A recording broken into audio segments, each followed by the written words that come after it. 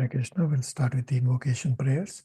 Om Jnana-timirandasya Jnananjana Shalakaya Chakshurumitam Yena Tasmai Shri Guruve Namah.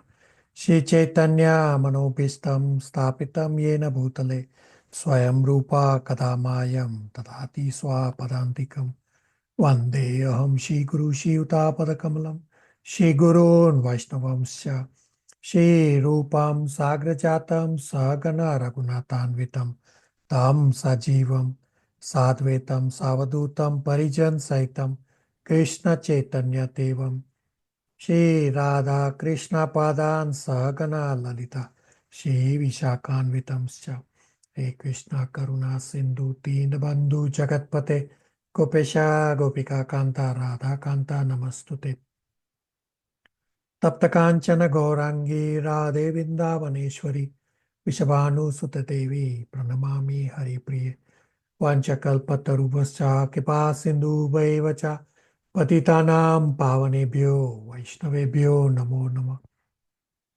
Jai Shri Krishna Chaitanya Prabhu Nityananda Shri Advaita Gadadhar Shri Vasadi Gaur Bhakta Vrinda Hare Krishna Krishna Krishna Hare Hare Hare Rama Rama Rama Hare Hare.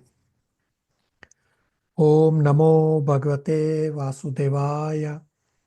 Om Namo Bhagavate Vasudevaya. Om Namo Bhagavate Vasudevaya. Hare Krishna, thank you all for coming. Thank you all for tolerating no classes for a few weeks.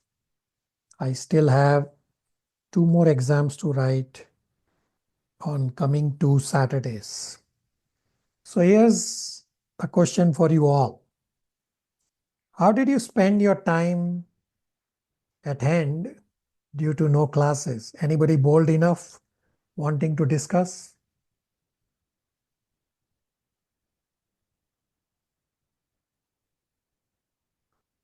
Did you spend the time on Krishna conscious activities, or was it God sent time? Oh yeah, now I can sleep, watch the weather channel. Anybody? Silence. I got silence. Prabhuji, not expanded Krishna conscious activities while we were missing the classes. Actually, the work expanded and engulfed us. Kind of. Okay. Thank you for being honest. Okay, rest of you? Hare Krishna. So we were busy with the Kartik, Damodaraman, then Bhishma Panchaga last 5 days. So we're spending learning about fasting, those things. So Okay, very good. So you were involved in a lot of Krishna conscious activities. Very good. Rest of you? What did you do in these days?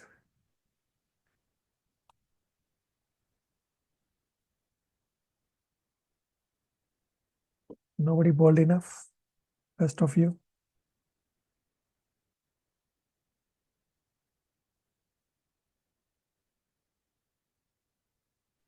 Hare Krishna. I feel that time just passed so quickly. Yeah. So I had sent on the very first week, I had sent Srimad Bhagavatam 1.15.50 verse. Anybody read? Anybody remembers? What was the key point from 1.15.50?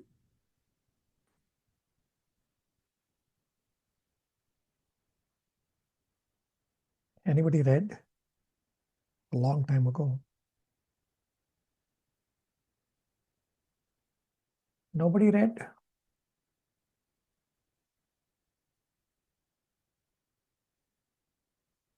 The 1.15.50 has an analogy that while you are flying the airplane, you cannot get help from another pilot.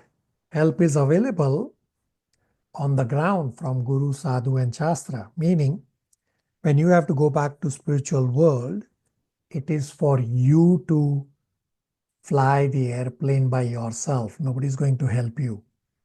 So all of you have to take responsibility for your own spiritual life. Help is available. while you are on the ground. But I want all of you to recognize what Pragya and Abhishek Prabhu said, and the rest of you by your silence, that how material world takes over. I want you to recognize the importance of devotee association. And simultaneously, I want you to realize the elevation of our dear Archana. Since the start, most of the time, Archana has been diligently listening to class recordings. This is because of her attachment to Krishna and Krishna's words. So you all are coming to class, and that's when you are endeavoring. But Archana never comes to classes. She is just diligent in listening. So we all have to be at that level like her, and we have to get inspired from her. Everybody, any comments?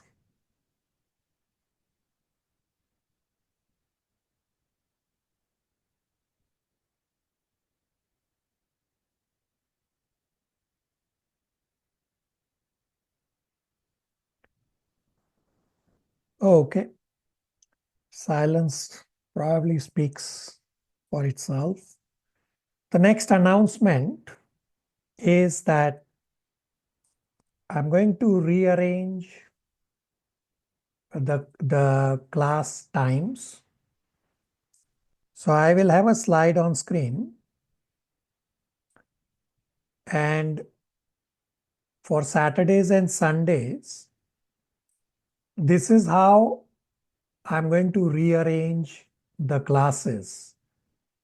So it's an opportunity for you all to connect with me if you want to tweak some of the time here. So I've left time in such a way that devotees from Canada time zone as well as devotee from India and Nepal time zone can attend. Now these two boxes in black, I have very little flexibility to move because of Nepal devotees. So one of the reasons for moving all of this is that Nepal does not have Sunday as the holiday. When I started batch number 7 on Sunday, nobody told me, and all of these devotees from Nepal, they also didn't tell me, but they are diligent in listening to class recording. And I want them to attend virtually. So I move batch 6 and 7, I have to merge and have it at a reasonable time so that devotees from Canada time zone as well as India and Nepal time zone can virtually attend. Now, for you all in batch 3 and 4, your class will move to Sundays, 7:15 a.m. Toronto time, which is India time, 5:45 p.m. I will, of course, send messages for this, but please take a snapshot of this. And at the top, as I'm saying, that we will fine tune as more details become available. The more details are that my Srimad Bhagavatam course that I attend from Mayapur Institute used to happen at this time where I have moved batch 1 and 2. And when my new class time will get announced, I will have to move batch 1 and 2 to these remaining time slots that you have on the screen in white color. So it's an opportunity for you all. So some of you are in those other batches also. So take a snapshot of this and see what works best for you. And if you need me to tweak something, I'm willing to, and as long as it's reasonable for majority of everyone. Everybody, any comments? And I don't want everybody to accept this blindly. I request all of you to communicate with me if you have challenges. And if possible, I will try to adjust, but again, understanding that I cannot address 100% request from devotees. Any questions, comments, realizations?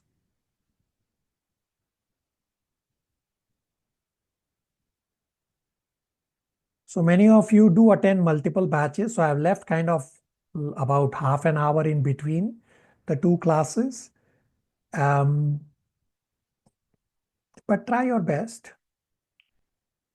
So it's from Saturday, December 7th and Sunday, December 8th is when I am targeting to rearrange the class times. And for your batch 3 and 4, right now is Saturday, we'll move to Sunday, Toronto time 7:15 a.m. India time will be 5:45 p.m. The next slide. In batch 1 and 2 from March, April, Bhagavatam Canto 4 will start. So if anybody is interested to simultaneously study additional cantos, you are welcome to join. And in batch 5, from February, Nectar of Instruction will start February 2025. Then mid-April 2025, Nectar of Devotion will start. Mid-June 2025, Sri Ishopanishad will start. And mid-July 2025, new batch of Srimad Bhagavatam will start. So you can consider to attend these classes for these scriptures if you have not already attended, provided your time permits. And I'm assuming devotees who are from batch 6 and 7 will most likely, some of them at least, will join this batch number 5 for these additional classes. And therefore, on the schedule, I have left batch 5 also in black color to ensure that I don't really have a lot of room to move this, maybe 10-15 minutes here or there, but I want to ensure devotees from India, Nepal can also attend. Any questions, comments, realizations?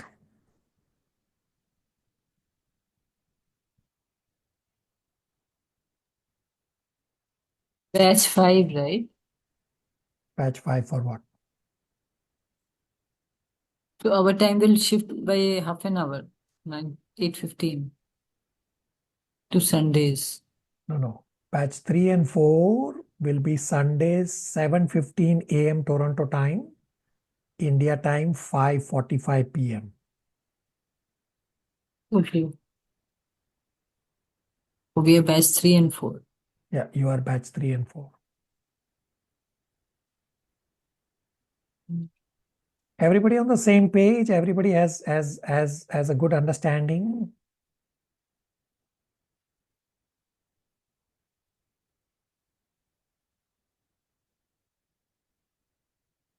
Okay. So we will now continue from Srimad Bhagavatam, Canto 1, Chapter 3, verse number 40 onwards. So this starts Unit 2. So today we will cover Srimad Bhagavatam, Canto 1, Chapter 3, verse 40 to 44, plus Chapter 4, verses 1 to 25. Before we start, I will bring up inquiries submitted by devotees, and I will first answer the inquiries, and then we will go to Bhagavatam. So question number 1. When one hears narrations of the transcendental activities of the Lord, does he gradually progress from Brahman realization to Bhagwan realization as the purification happens? So there are 3 stand-alone levels of spiritual realization as is described in Srimad Bhagavatam 1.2.11. Brahmaniti, Paramatma iti, Bhagwan iti, Shabdyate. The answer to this inquiry will get covered in our current unit number 2, Srimad Bhagavatam, Canto 1, Chapter 7, verses 1 to 11 is a summary of Srimad Bhagavatam. Srila Vyasadeva attained perfection, and while traveling to spiritual world, on the way Srila Vyasadeva saw as well as bypassed Brahman effulgence, as well as saw and bypassed Paramatma realization also, because Brahman realization and Paramatma realizations are not full realizations, meaning one does not have to gradually progress first to Brahman, then to Paramatma, then to Bhagwan. No. Gyan yogis attain Brahman effulgence, and if Gyan yogis add bhakti, they reach Bhagwan realization. Ashtang yogis directly attain Paramatma realization without first attaining Brahman effulgence. And bhakti yogis directly attain Bhagwan realization. Does that answer the question?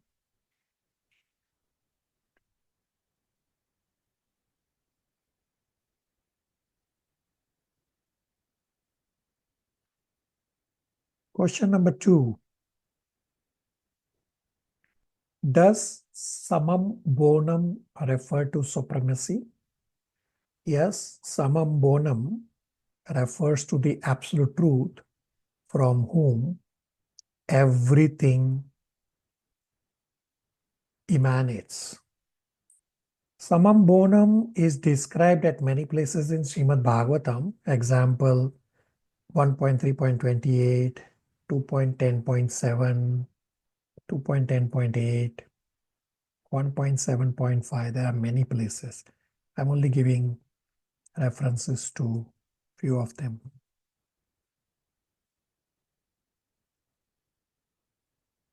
Question number 3. It is mentioned in Bhagavatam 1.3.28 that Krishna has 64 principal attributes, and these attributes are distributed in percentages in various expansions. Please explain this a little more. If you actually read Srimad Bhagavatam 1.3.28 purport, it provides some of these numbers. So all incarnations at the Vishnu Tattva level have up to 93% of the transcendental attributes. Shiva has 84%. Perfected Jiva, such as Brahmaji, has up to 78%. And we all ordinary souls, we have about up to 50%. Does that answer the inquiry?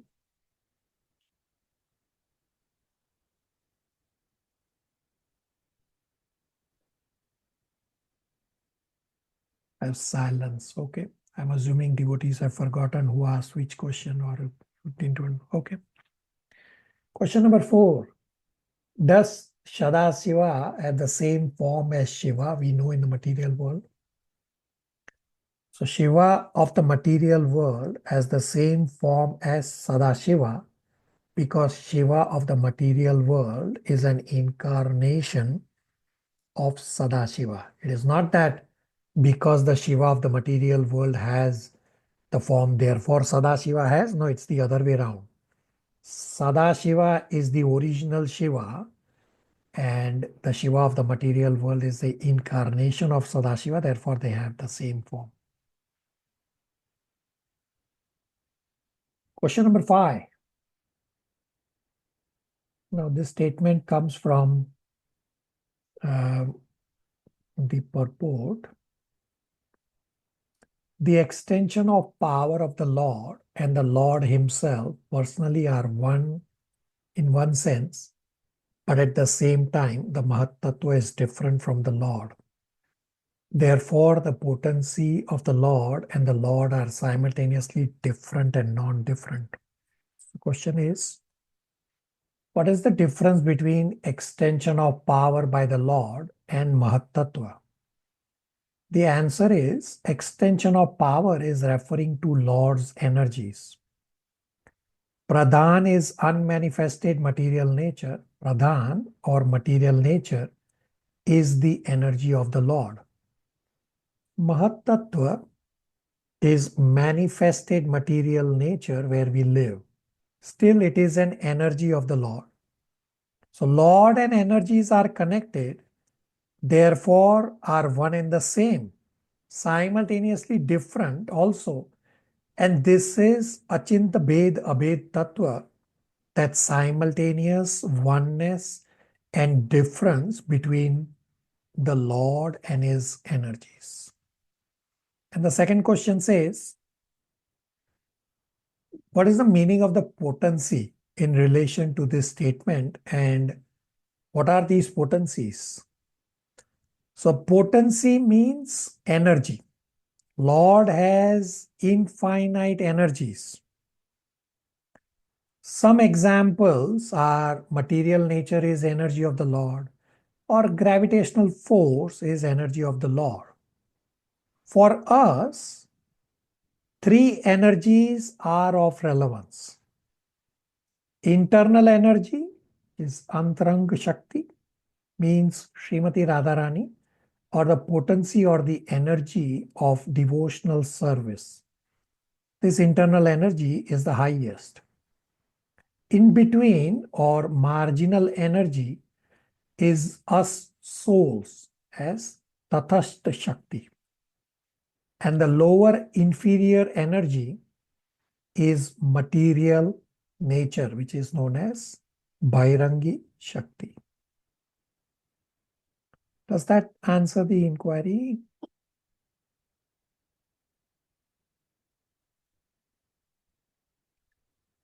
I have a humble request that when you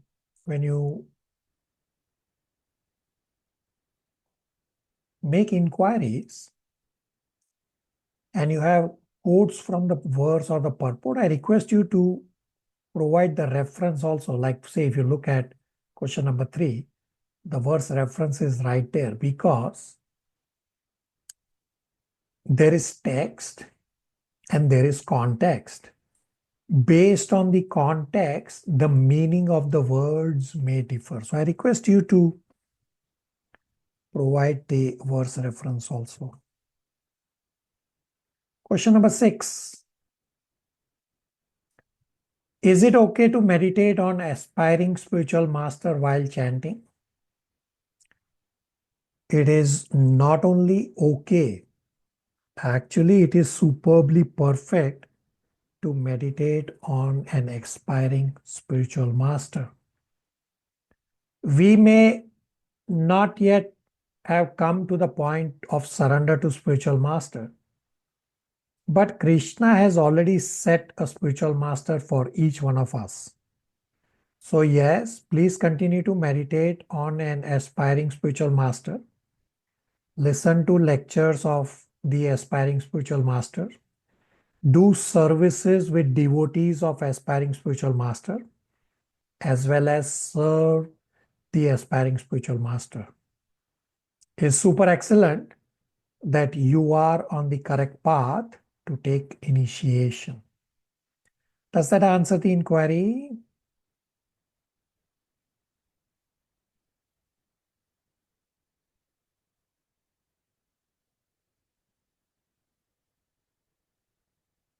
Question number 7. Does Lord incarnate only to liberate humans, or he incarnated in different forms to liberate other species also? Is it true that he incarnates in all species? Sorry. It is true that Lord incarnates in all species of life. I don't think Srimad Bhagavatam has details of his pastimes in other species, or at least I have not read, but it is a fact that Lord incarnates in all species of life. Question number 8. The three deities, Brahma, Vishnu and Mahesh, are all generated from Garbhodakshai Vishnu. So let me provide the correct sequence. The correct sequence is from Karnodakshai Vishnu comes Garbhodakshai Vishnu, and on lotus flower from navel of Garbhodakshai Vishnu, Brahmaji takes birth. And in this cycle of creation, Shiva takes birth from Brahmaji. And Shiva taking birth from Brahmaji is described in Srimad Bhagavatam, Canto 3, Chapter 12. For those who have attended our Bhagavad Gita discussion, we have discussed in our Bhagavad Gita discussion that in another cycle of creation, Shiva comes from the forehead of Supreme Lord. The Vishnu who is in charge of the mode of goodness does not come from Garbhodakshai Vishnu. I described the correct sequence. Does that answer the question?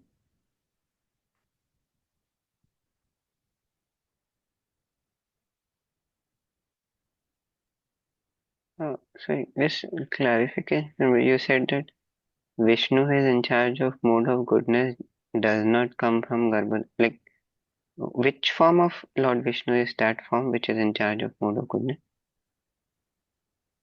So there are three Vishnus. Karnodakshai Vishnu is the first incarnation.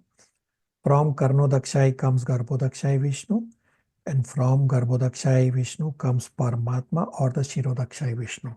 I'm going to show you visuals as we progress. I briefly describe. Abhishek Prabhu? So, like, Vishnu in charge of mode of goodness is uh, like all are like that, or any one of them is of the three is like that? It's only one who is in charge of mode of goodness. And that is different from these three. No, Karnodakshai Vishnu is more in charge of mode of goodness. Okay, thank you. Shivangi? Hare Krishna Prabhuji, just a clarification. You said the Vishnu from the mode of goodness, he doesn't come from Garbhodakshai Vishnu. So where does he come from? Comes from Krishna. Like So directly? so I have shown you the visual earlier that that from Krishna comes Balram, from Balram comes the first quadruple expansion, from the first Sankarshan comes Narayan, from Narayan comes the second quadruple expansion, and from the second Sankarshan comes Karnodakshai Vishnu. I'm hoping I don't miss anything. I'm going by my memory. So it's directly in the sense that it comes through this route. Of course, the source is Krishna, but there are in between layers also before Karnodakshai Vishnu. Shivangi? So you're basically saying the Vishnu in the mode of goodness, he's not Karnodakshai Vishnu or Garbhodakshai Vishnu. He is Karnodakshai Vishnu. Okay. Thank you, Prabhuji. Okay, last question for today. Please explain why it is also said that Shiva is one of the many sons of Brahma, and how did Lord Shiva come from Sadashiva? So as is described in Srimad Bhagavatam, Canto 3, Chapter 12, Brahmaji was dissatisfied from the Kumaras for not following his instruction to procreate. Therefore, Brahmaji was angry, and that anger came out from the forehead of Brahmaji, and Shiva took birth from the forehead of Brahmaji. Thus, Shiva was born from Brahmaji. Now, Shiva has the same potency of destruction as the Sadashiva, even when born from Brahmaji. Hence, it is said that Shiva came from Sadashiva in terms of the potency. But in this cycle, the Shiva of the material world took birth from Brahmaji. Does that answer the question? Yeah, thank you. And you said Lord Shiva also came from forehead of Lord Vishnu?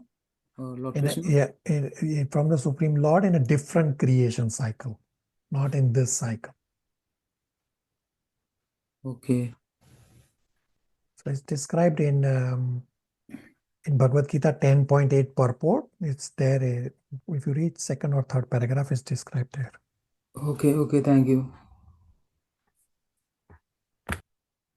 Okay, I will also bring up on screen striking points that you all populated. So this is slide 1. There are 4 slides. Take a snapshot. Slide 1.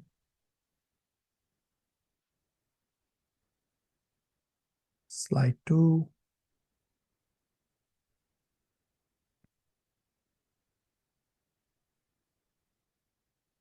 Slide 3.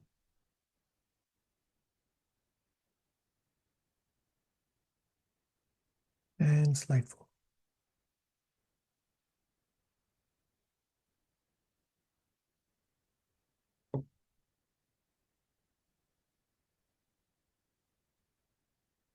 Everybody on the same page? Questions, comments, realizations?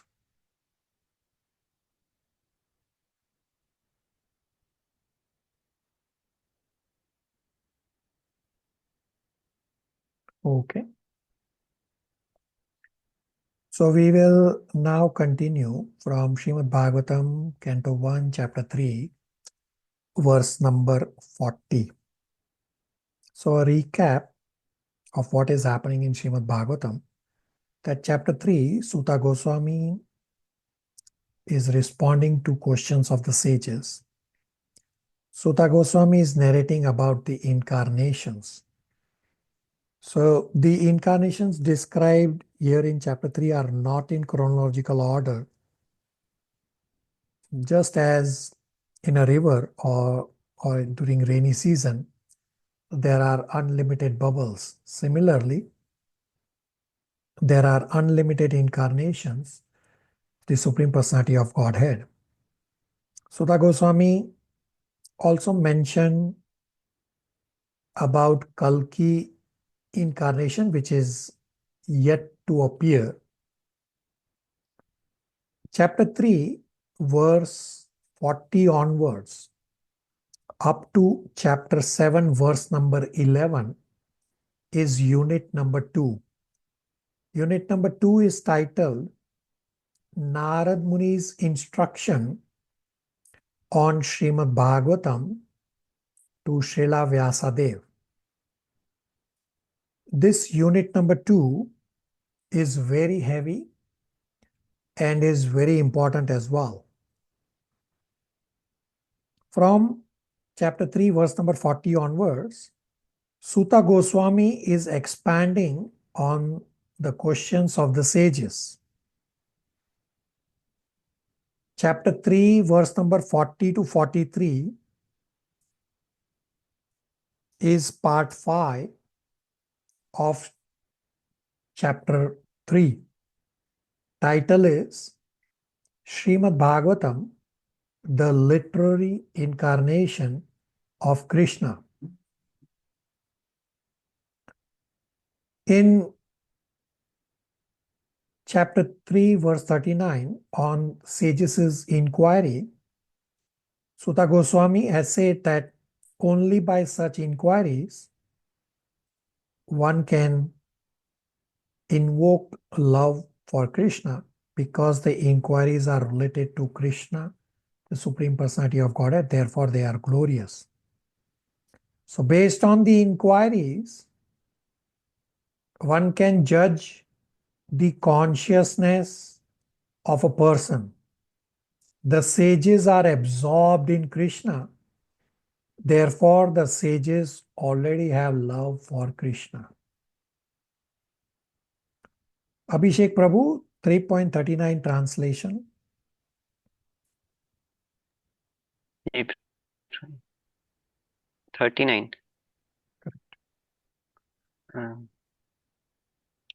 Only by making such inquiries in this world can one be successful and perfectly cognizant.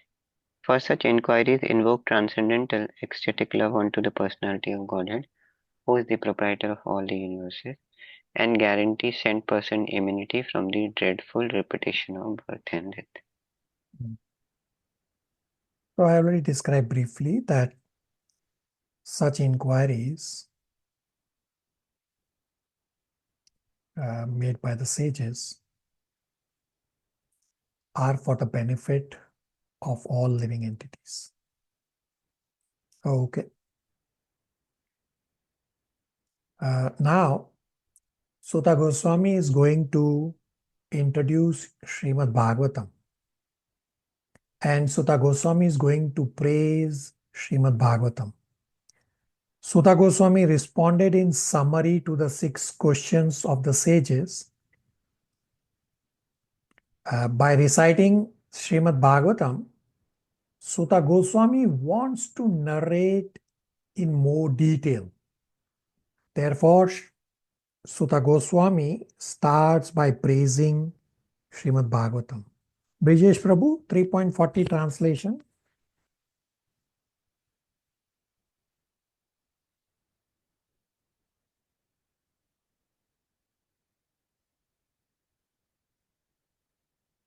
Divya, 3.40.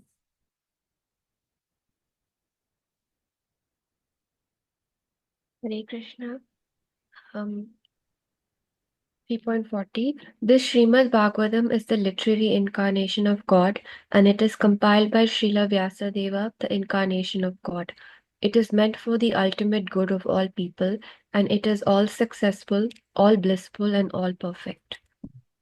So simply by reciting Srimad Bhagavatam, one can get the benefit of holy name, because Srimad Bhagavatam is also Krishna. Divya, read purport, faster pace. Hare Krishna. Purport. Lord Sri Chaitanya Mahaprabhu declared that Srimad Bhagavatam is the spotless sound representation of all Vedic knowledge and history. There are selected histories of great devotees who are in direct contact with the personality of Godhead. Srimad Bhagavatam is a literary incarnation of Lord Sri Krishna and is therefore non-different from him. Srimad Bhagavatam should be worshipped as respectfully as we worship the Lord. Thereby we can derive the ultimate blessings of the Lord through its careful and patient study. As God is all light, all bliss, and all perfection, so also is Srimad Bhagavatam. We can have all the transcendental light of the Supreme Brahman, Sri Krishna, from the recitation of the Srimad Bhagavatam, provided it is received through the medium of the transparent spiritual master. Lord Chaitanya's private secretary Srila Swarupa Damodara Goswami advised all intending visitors who came to see the Lord at Puri to make a study of the Bhagavatam from the Person Bhagavatam. Person Bhagavatam is a self-realized bona fide spiritual master, and through him only can one understand the lessons of Bhagavatam in order to receive the desired result. One can derive from the study of the Bhagavatam all benefits that are possible to be derived from the personal presence of the Lord. It carries with it all the transcendental blessings of Lord Sri Krishna that we can expect from his personal contact. Thanks. So Srimad Bhagavatam should be worshipped exactly like Krishna. Srimad Bhagavatam is spotless Purana. One can derive the same benefit from Srimad Bhagavatam as was possible when Krishna was personally present on earth, visible to everyone. We can derive ultimate blessings of the Lord through careful and patient study of Srimad Bhagavatam.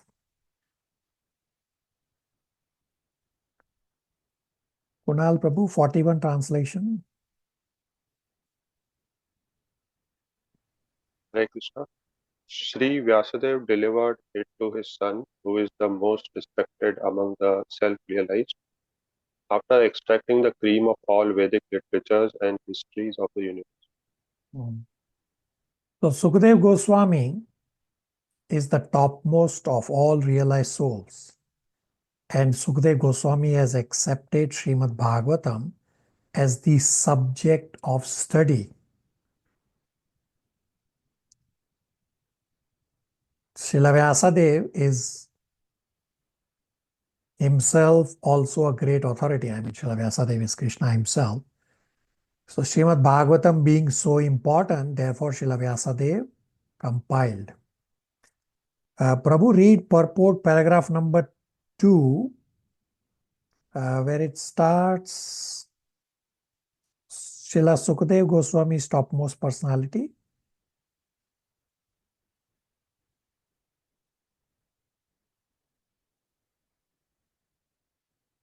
Three lines down. Srila Sukadev Goswami is the topmost personality of all the self-realized souls, and he accepted this as the subject of studies from his father, Vyasadeva. Srila Vyasadeva is the great authority and the subject matter of Srimad Bhagavatam. Being so important, he delivered the message first to his great son Sri Sukadev Goswami. It is compared to the cream of the milk. Vedic literature is like the milk ocean of knowledge.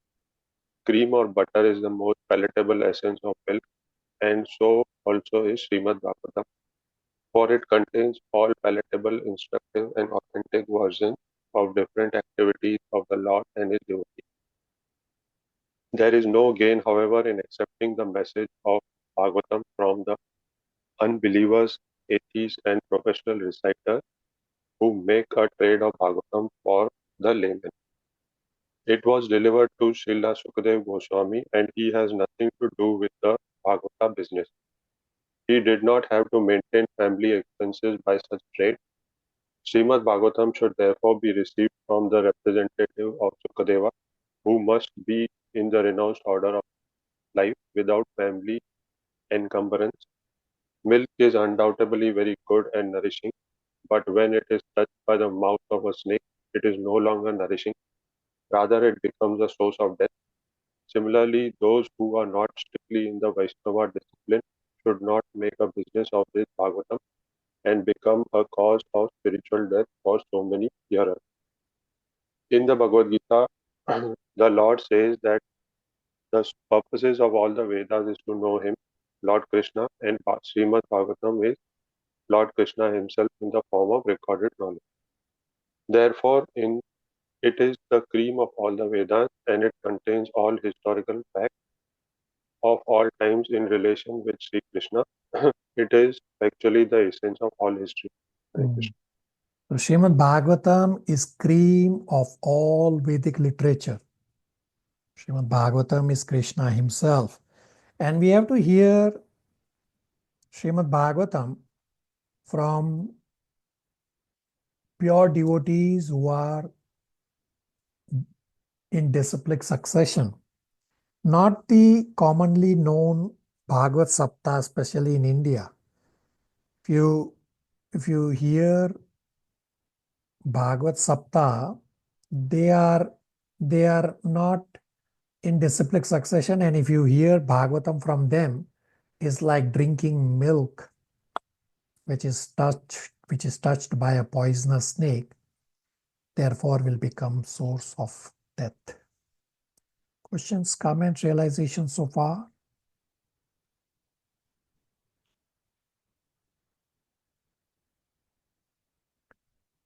Verse number 42 is straightforward. Matan Prabhu translation.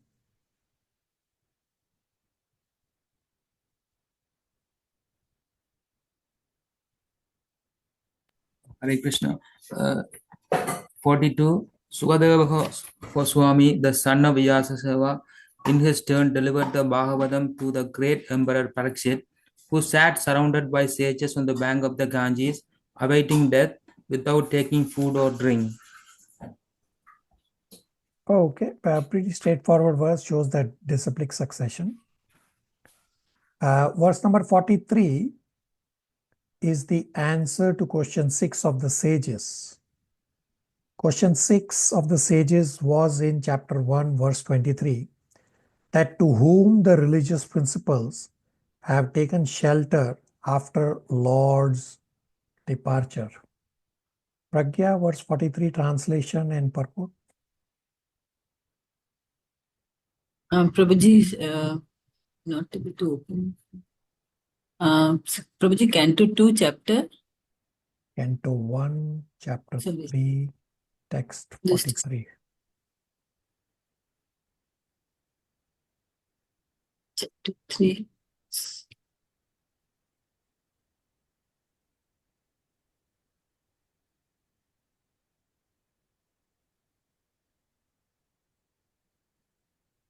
Prabhuji, translation? Correct. this Bhagavad Puran is as brilliant as the sun, and it has arisen just after the departure of Lord Krishna to his own abode, accompanied by religion, knowledge, etc.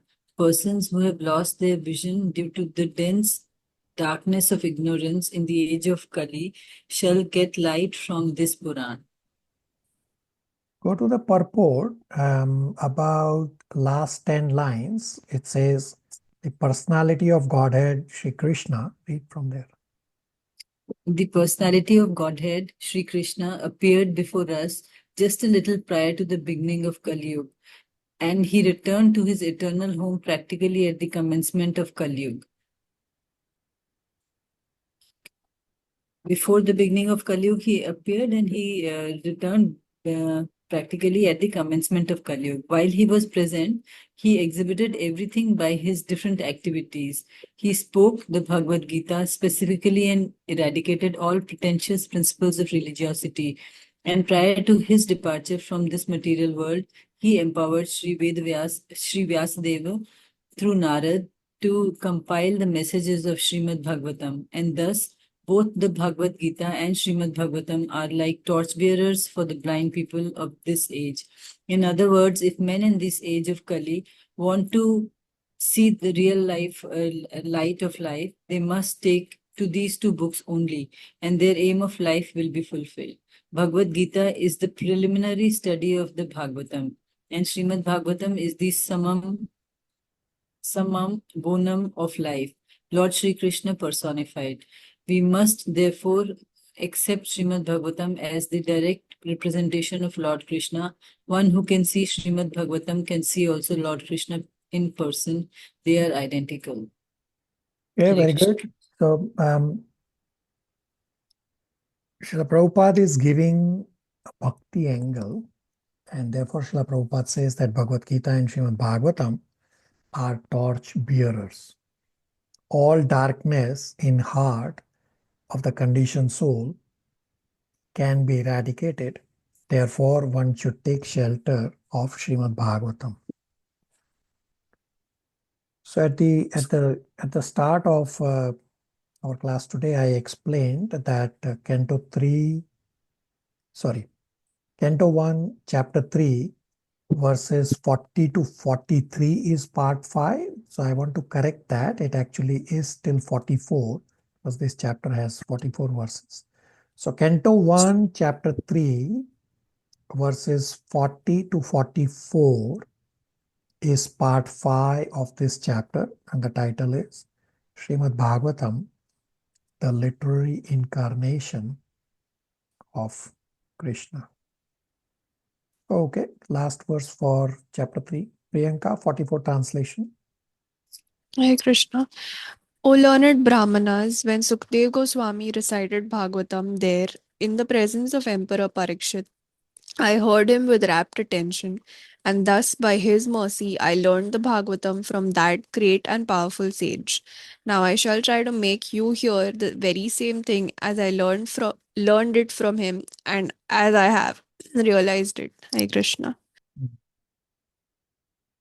So Sutta Goswami says, I heard with rapt attention, and I am going to speak by the mercy of Sukadeva Goswami. So you would recall from our Bhagavatam overview class, I had described how Sutta Goswami was also present in the assembly when Sukadeva Goswami was speaking Bhagavatam to Pariksit Maharaj. So Sutta Goswami said, I have studied and assimilated this knowledge. Plus, Sutta Goswami says, I am not going to speak from my own mind. No, I am simply going to repeat what I have heard. So some speakers, they start speaking from their mind. This is not correct way of speaking Srimad Bhagavatam. Sutta Goswami will speak according to his realization. Sutta Goswami will not add nor subtract anything.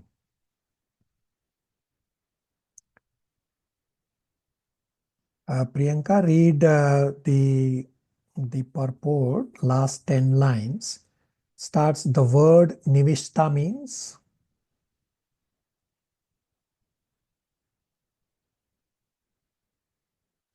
Hare Krishna. The word Nivishta means that Sutta Goswami drank the juice of Bhagavatam through his ears. That is a real process of receiving Bhagavatam. One should hear with rapt attention from the real person, and then he can at once realize the presence of Lord Krishna in every page. The secret of knowing Bhagavatam is mentioned here. No one can give no one can give rapt attention who is not pure in mind. No one can be pure in mind who is not pure in action. No one can be pure in action who is not pure in eating, sleeping, fearing, and mating. But somehow or other, if someone hears with rapt attention from the right person, at the very beginning, one can assuredly see Lord Sri Krishna in person in the pages of Bhagavatam. Hare Krishna. Okay, very good. Kunal Prabhu. So, Prabhuji, in 41, it was mentioned that we should not make a business of the Bhagavatam, and then if we are not in the disciplic succession, then we should not be talking about Bhagavatam or hearing from anyone who is not in the disciplic succession. So there are like Bhagavad Saptas that keep on happening, like even in Toronto and even in India. So is that not authentic, or it is? You are What? correct that Bhagavad Sapta or whosoever, whether or not it's called Bhagavad Sapta or by whatever name, if the reciter is not in disciplic succession, or even if he is in disciplic succession and he is running a business of Bhagavatam, meaning say he's taking money from those who are attending the Bhagavatam, then that Bhagavatam will not give you benefit. It will be like drinking milk which is touched by a poisonous snake. And in India, the Bhagavad Sapta is more common. Devotees should not attend those Bhagavad Sapta run by whosoever who is not in the bona fide disciplic succession. Kunal Prabhu. Yeah, Prabhuji, Hare. Thank you. Okay. So here's a question for you all. What is the key point that we have covered? What we just covered? Everybody should know what we just covered and read from the purport of 44.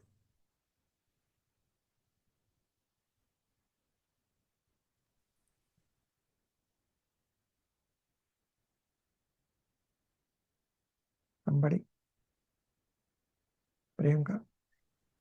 That we should be hearing with rapt attention.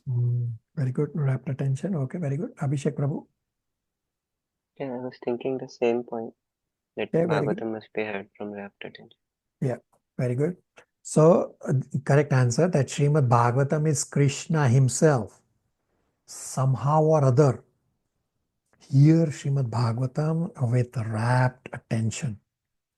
Srimad Bhagavatam should be worshipped just as we worship Krishna himself.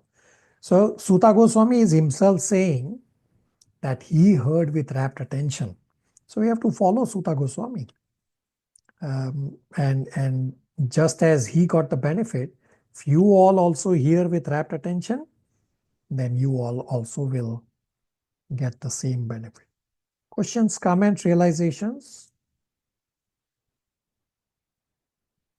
So there is just one clarification. He still written as Sutta Goswami.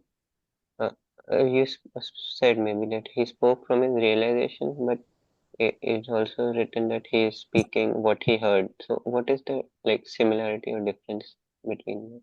Yeah, realization means that you are clarifying and making it simple to understand. And this realization point is coming up in the next verse we're going to read in the first chapter. So, so coming up in less than a minute. But basically, you are not speaking from your contaminated mind. Let's park for a minute. It's coming up, and we'll come back to Abhishek Prabhu's question. So, chapter 4 is titled The Appearance of Srila Narad Muni. Chapter 4 is divided in 4 parts. Part 1 is verses 1 to 13. Saunaka Rishi makes inquiries. So he asked that what was Srila Vyasadev's inspiration to compile Srimad Bhagavatam? And in here, the qualities of Sukadev Goswami as well as qualities of Pariksit Maharaj are also described. Part 2 is verses 14 to 25. Sutta Goswami explains how Srila Vyasadeva divided the Vedas. Part 3, verses 26 to 31, Srila Vyasadev's dissatisfaction. Part 4, verses 32 and 33,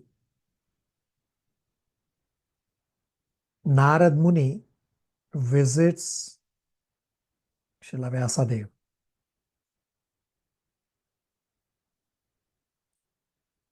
Shivangi, translation, verse number 1. Prabhuji, before that, could you repeat the titles again? Title of? The divisions. Yeah, I will repeat the whole. So part 1, verses 1 to 13, Taunaka Rishi makes inquiries.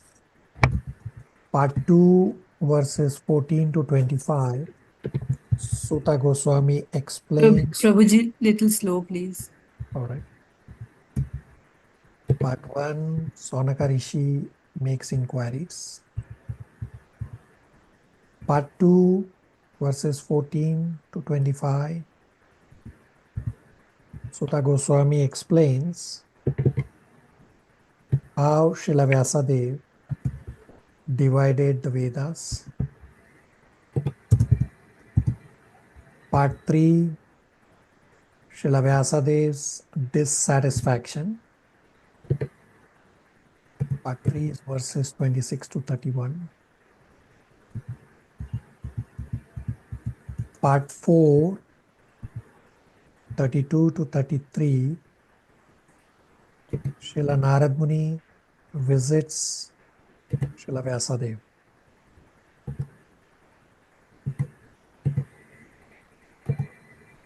Shivangi, Yeah, thank you, Prabhuji. verse 1 translation.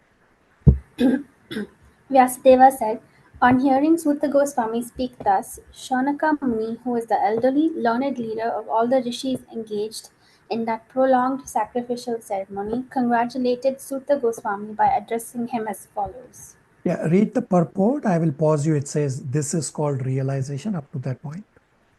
Okay. Perfect. In a meeting of learned men, when there are congratulations or addresses for the speaker, the qualifications of the congratulator should be as follows. He must be the leader of the house and an elderly man. He must be vastly learned also.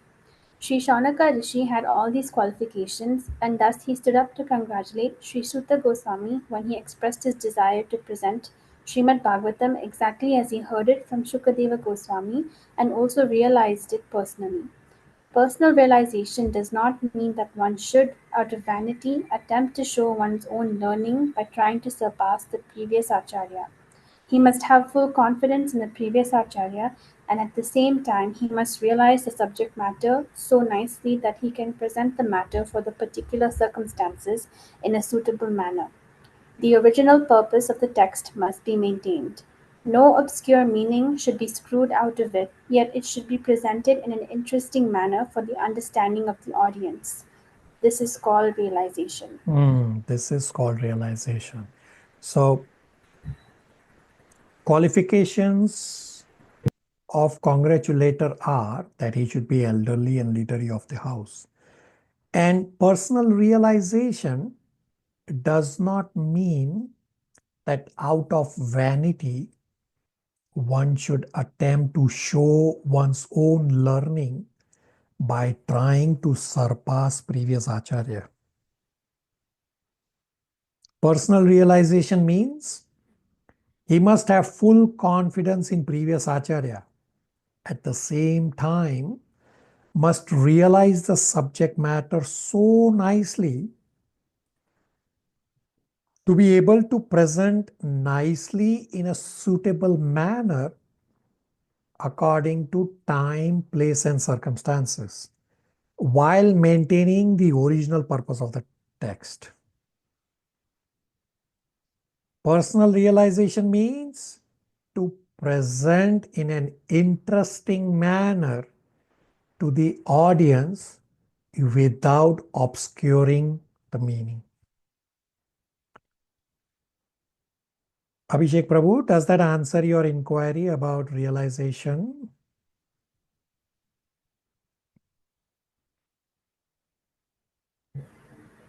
Yes, Swami. Thank you.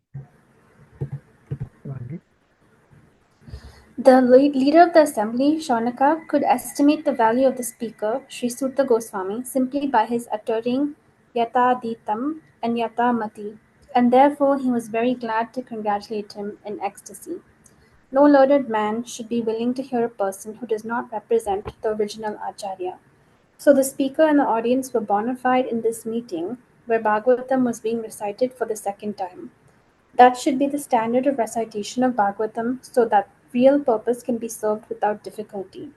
Unless this situation is created, Bhagavatam recitation for extraneous purposes is useless labor for both the speaker and for the audience. Questions, comments, realizations. I have explained all these points to you multiple times, that about rapt attention, then present in an interesting manner without obscuring the original intent of the text. Anybody has any questions, comments, or even realizations?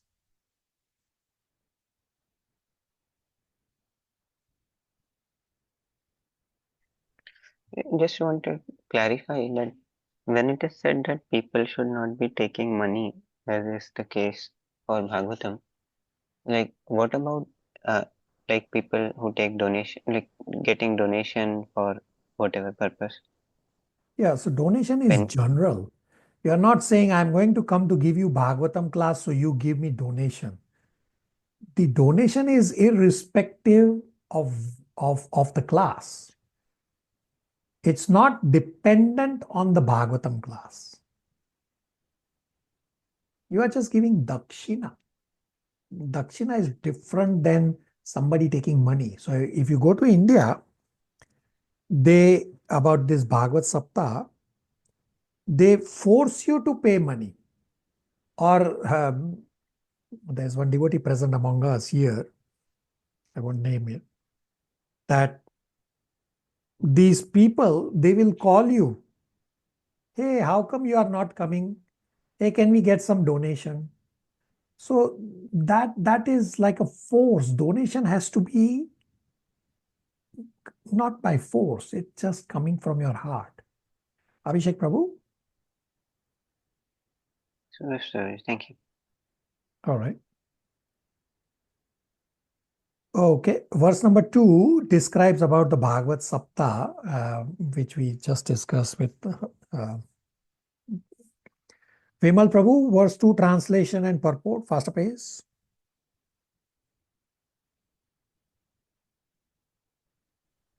Hare Krishna Prabhu, verse 2, Sanuka said, O Sutta Goswami, you are the most fortunate and respected of all those who can speak and recite. Please relate the pious message of Srimad Bhagavatam, which was spoken by the great and powerful sages Sukadeva Goswami.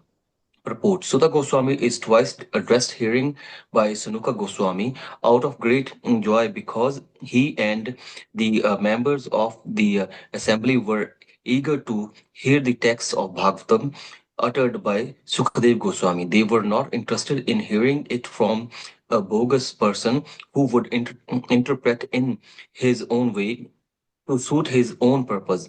Generally, they so-called Bhaktam reciter are either professional readers or so-called learned impersonalists who cannot enter into the transcendental personal activities of the Supreme Person. Such impersonalists twice some meaning out of Bhagavatam to suit the support impersonalists' views. and the professional readers at once go to the truth 10th cantos. They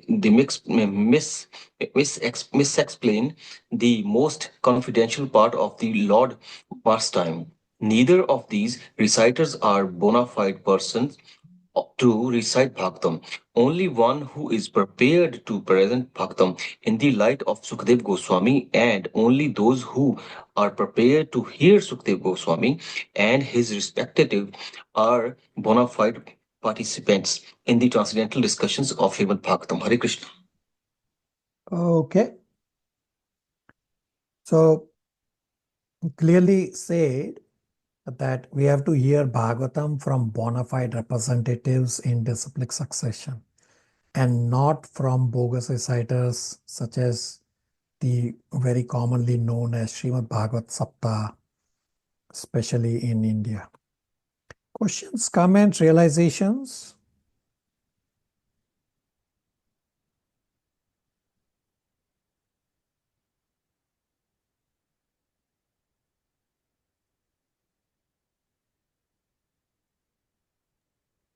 Krishna Prabhu, on this point, like, how should we see, like, there are devotees who are outside our sampradaya.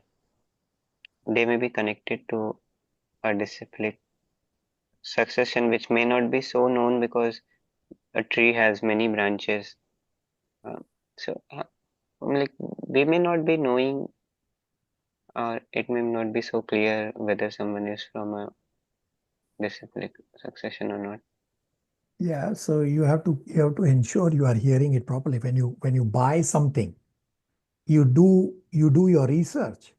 The same applies for spirituality. And actually, if you hear Prabhupada's lecture, I cannot pinpoint right now which lecture it is.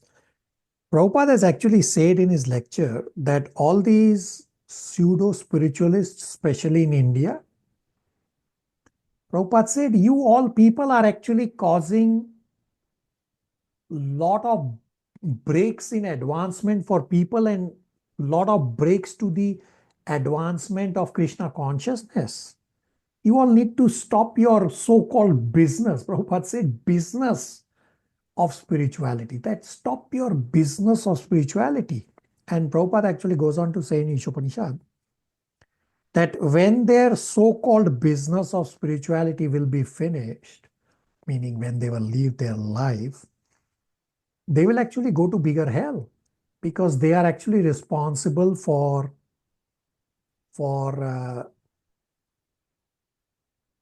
taking so many other people on the wrong path.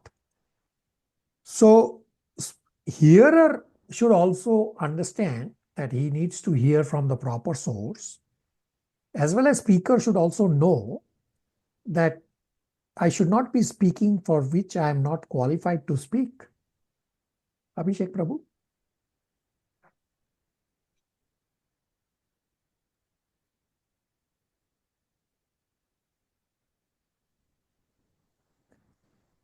Vimal Prabhu has something to ask.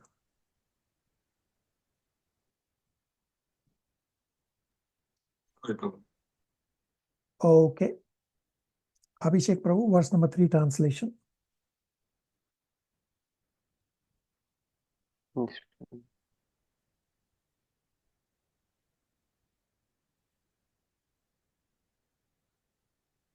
Sorry, one second. Verse 3. In what period and at what place was this first begun, and why was this taken up? From where did Krishna Dvaipayana Vyasa, the great sage, get the inspiration to compile this literature? A pretty straightforward verse where Sonaka Rishi is inquiring about the history of Srimad Bhagavatam. So far our class has been pretty straightforward, and here comes the heavy topic.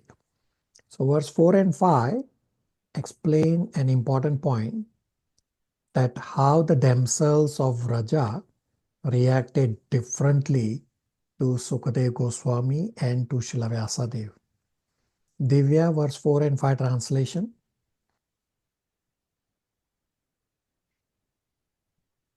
Hare Krishna. Verse 4.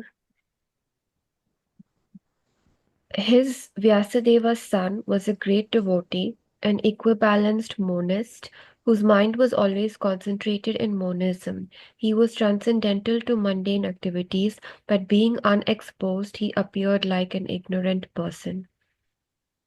Verse 5. While Sri Vyasadeva was following his son, beautiful young damsels who were bathing naked covered their bodies with cloth. Although Sri Vyasadeva himself was not naked, but they had not done so when his son had passed. The sage inquired about this, and the young ladies replied that his son was purified, and when looking at them made no distinction between male and female, but the sage made such distinctions. Hare Krishna. I have undivided attention. This is a heavy topic here. That what has happened here? That Sukadev Goswami was a 16-year-old young boy. He was completely naked. But the damsels who were bathing in the river there, they did not cover themselves. Even when Sukadev Goswami himself is naked. And then when Srila Vyasadev came by, Srila Vyasadev was himself fully dressed. Still the damsels covered themselves. So question is, what is going on here? Now in 1.4.5, it's described that Sukadev Goswami attained the learned sage stage, meaning the Bhagavad Gita 5.18 Samadarshina stage, from while he was in his womb. And therefore, he does not see anybody at bodily level. Sukadev Goswami did not go through purificatory process. He was already elevated from within his mother's womb. Sukadev Goswami had stayed in the mother's womb for 16 years because he was too afraid of material nature getting hold of him, and then Krishna had to himself come and saying, no, you come out, you are already fully elevated, material nature will not come touch you. So a householder has to distinguish between male and female. Just as Srila Vyasadeva is a householder, he has to distinguish between male and female. And as long as this distinction is there, one should not become a sannyasi. Vyasadeva is also at transcendental stage. But because Vyasadeva is in a householder life, therefore Srila Vyasadeva did not pretend to be a liberated soul as a matter of custom. The principle is, sannyasi does not distinguish between male and female, while a householder does distinguish between male and female. So what's the principle? One should not pretend to be in some other ashram. Sahajya, meaning those who are just starting spirituality, they artificially pretend what they are not. Therefore, one should not try to act out of one's own adhikar. Now, here's a question. Now, this damsel's pastime seems very confusing. That Sukadev Goswami seems higher, while Srila Vyasadeva is liberated, but he is not pretending to be elevated. Although Srila Vyasadeva is guru of Sukadev Goswami, seems very confusing here. So let me explain. So one is to see from our perspective, and another is to see from Sukadev Goswami's perspective as well as Srila Vyasadeva's perspective. Now, point is, why someone becomes grahastha. If one does not see difference between male and female, then he will not become grahastha. If one sees male and female, then one wants to enjoy, hence one will become grahastha. So the damsels saw that Srila Vyasadeva is a grahastha. This is for us to understand that the females can understand man's behavior. Men cannot understand females' behavior.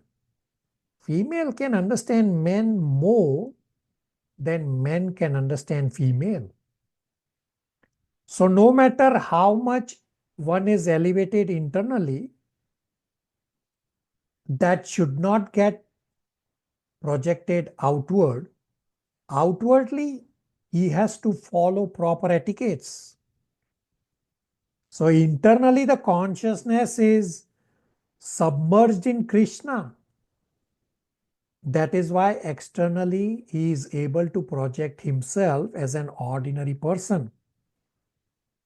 So those who are not elevated internally will pretend to show off that they are elevated on an external basis. I will pause here for any questions, comments, realizations.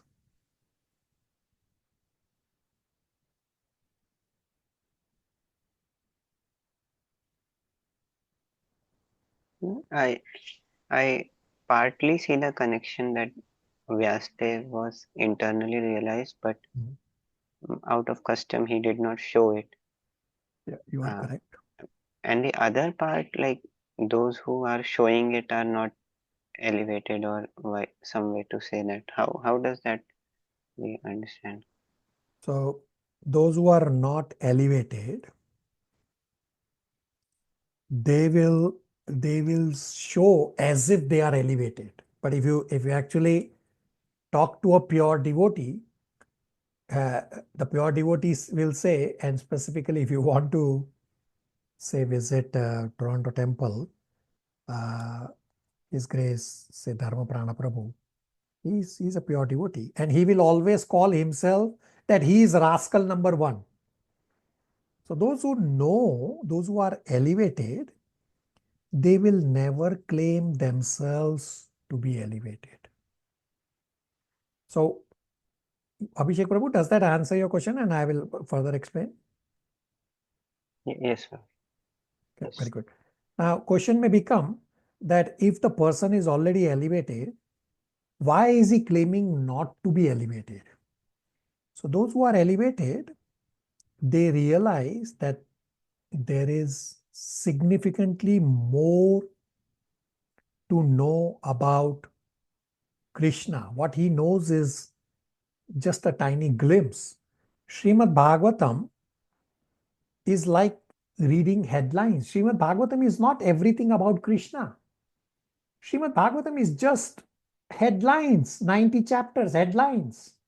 There is significant more. So the elevated devotee realizes that I have lot more to realize about Krishna, therefore I am not elevated. But those who are not elevated, they think I know everything. And therefore they say, oh, I have read Bhagavatam. I know everything. Arey Baba, Bhagavatam is just headlines. Bhagavatam is not everything about Krishna. Everybody on the same page?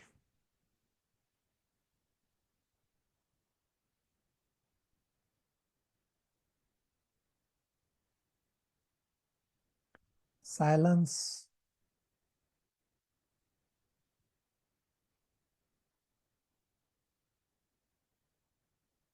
All right. Divya, read verse number 5, purport, faster pace, please.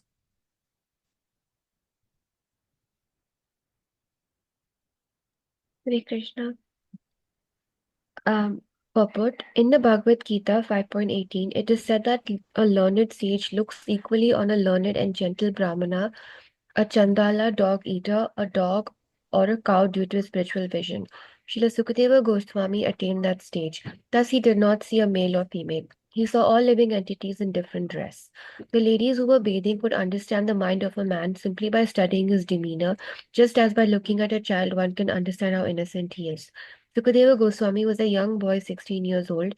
Therefore, all the parts of his body were developed. He was naked also, and so were the ladies. And because Shukadeva Goswami was transcendental to sex relations, he appeared very innocent. The ladies, by their special qualifications, could sense this at once, and therefore they were not very concerned about him. But when his father passed, the ladies quickly dressed. The ladies were exactly like his children or grandchildren, yet they reacted to the presence of Vyasadeva according to the social custom because Srila Vyasadeva played the part of a householder. A householder has to distinguish between a male and female, otherwise, he cannot be a householder. One should therefore attempt to know the distinction between body and soul without any attachment for male and female. As long as such a distinction is there, one should not try to become a sannyasi like Sukadeva Goswami.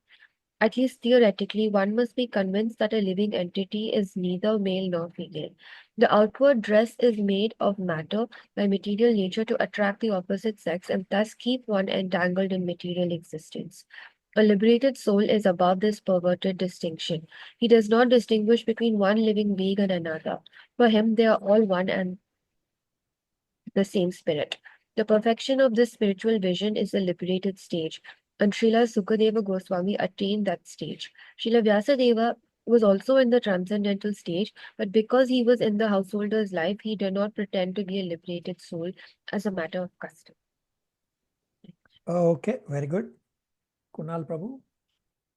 So, Prabhuji, like these days, even like sannyasis have to differentiate between male and female, right? I mean, the kind of society, the way society is functioning these days, like all about misogyny and like Me Too and all those things.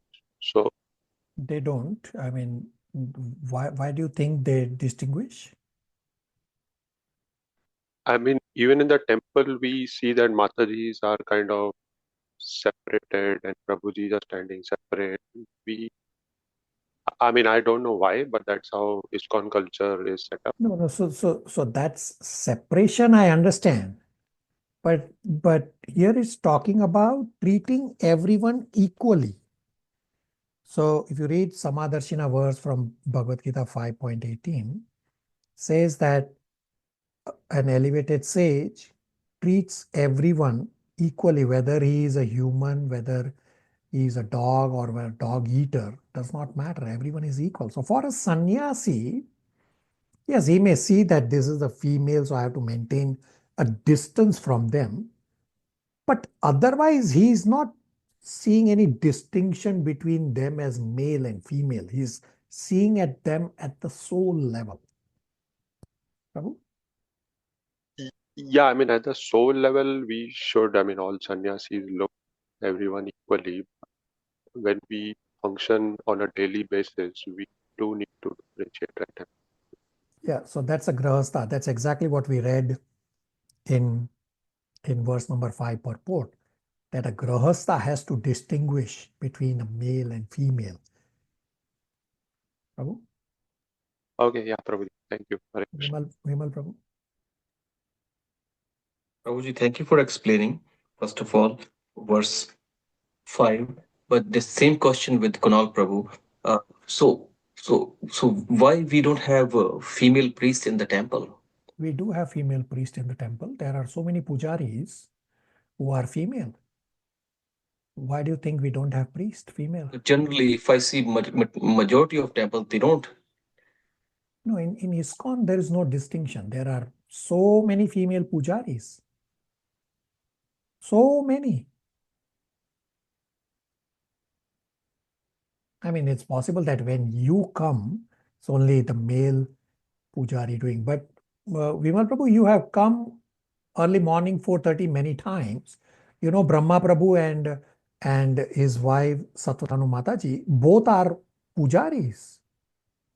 One priest, I seen it, one for sure. But majority, when I see all the temples, it's very hard to find any female priest. I don't understand why. Is there So like other, they're not same level? no, other temples I cannot comment. In ISKCON, there's no difference. And in ISKCON, and even here in Toronto, there are so many female priests.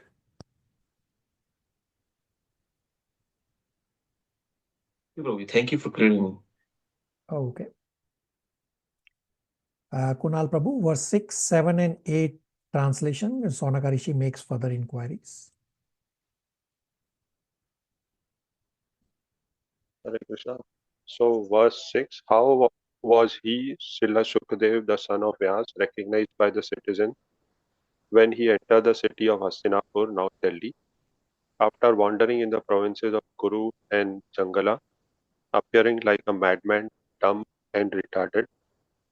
Text 7, how did it so happen that King Pariksit met this great sage, making it possible for the great transcendental essence of the Vedas, Bhagavatam, to be sung to him? Text 8, he, Sukadev Goswami, was accustomed to stay at the door of a householder only long enough for a cow to be milked, and he did this just to sanctify the residence. Hmm. So in verse number 8, it describes that after leaving his paternal home, Sukadeva Goswami was roaming like a madman. Hence, it was difficult for citizens to recognize his exalted position. So, sage is to be recognized by hearing and not by sight. It's described in the purport 1.4.8.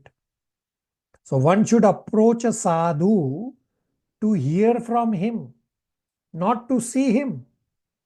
Sukadeva Goswami was such a sadhu who could speak on transcendental activities of the Lord, although outwardly he appeared as a retarded, dumb man.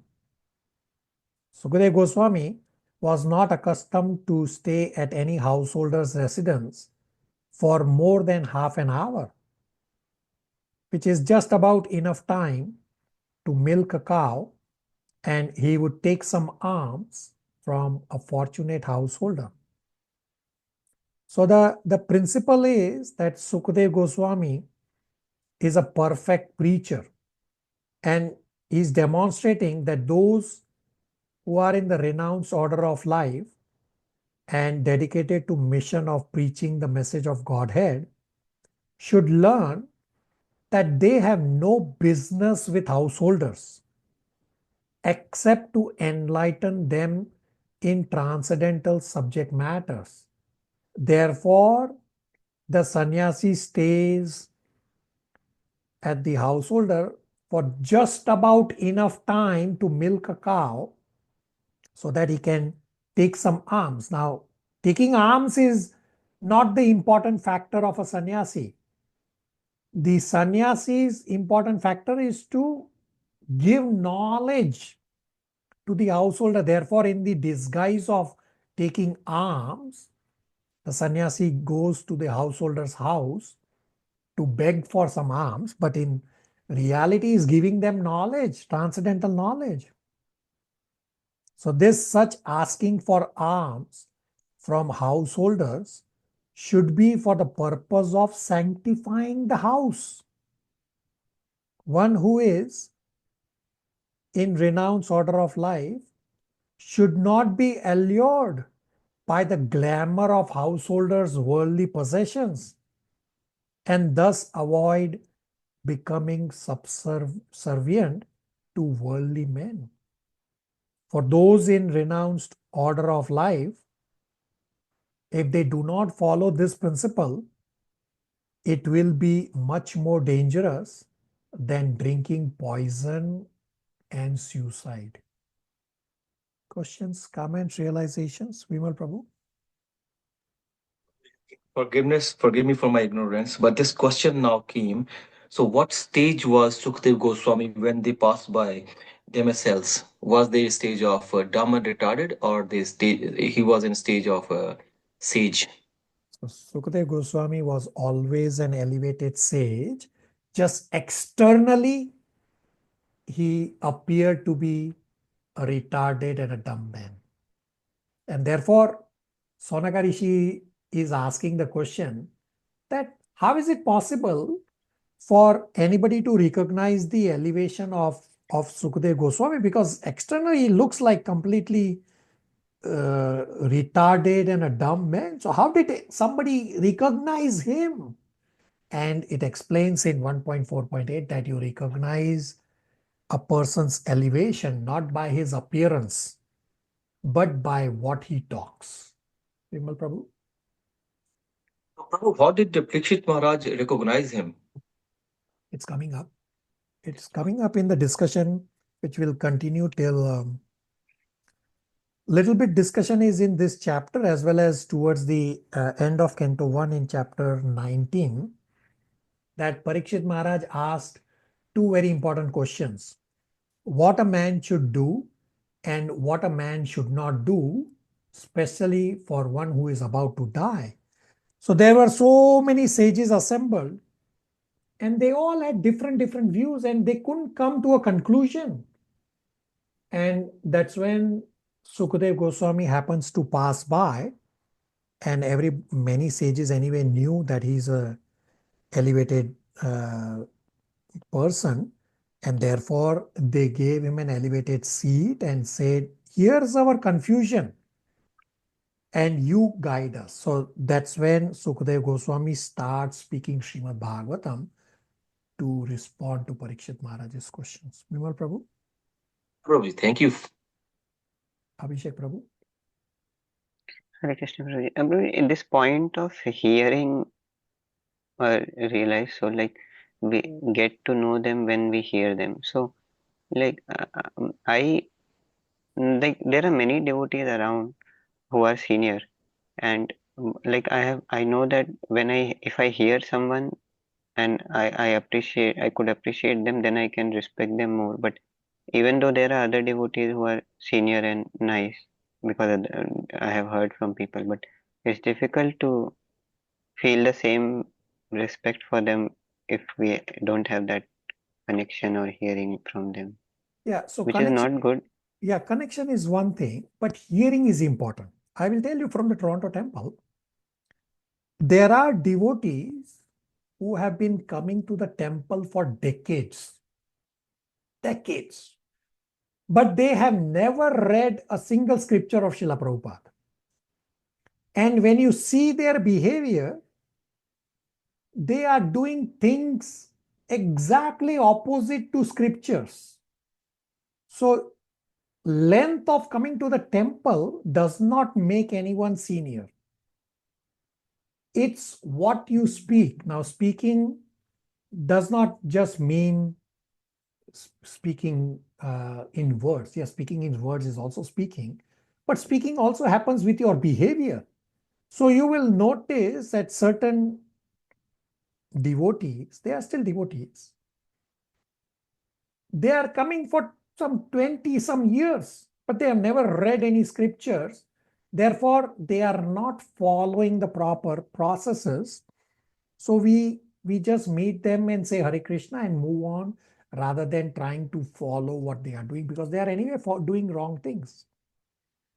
In terms of respect, yeah, it will depend when you develop a relation. So when you hear a class from somebody and you will realize what they are talking, they may still be devotees, but what they are talking is not necessarily an elevated subject matter, or the explanation is wishy-washy. Well, I will not hear from them because they themselves are not clear in their understanding. So it does not mean I'm disrespecting them. It's just that I will say Hare Krishna and move on. Abhishek Prabhu?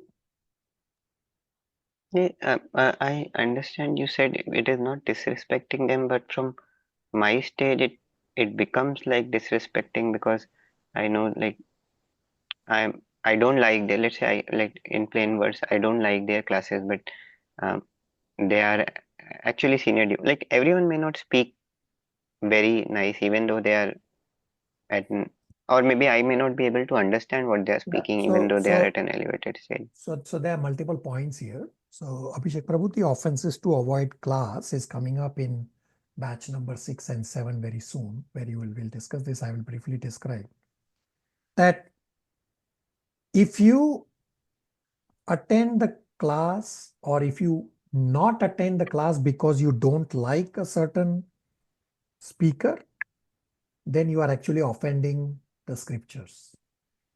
So you have to be careful that way, that you don't offend the scriptures. And Acharyas have explained that even if you don't like the speaker, if you attend the Bhagavatam class, Krishna will speak from within and give you the proper understanding. So we have to be cautious that way, that we don't just blindly accept or reject somebody.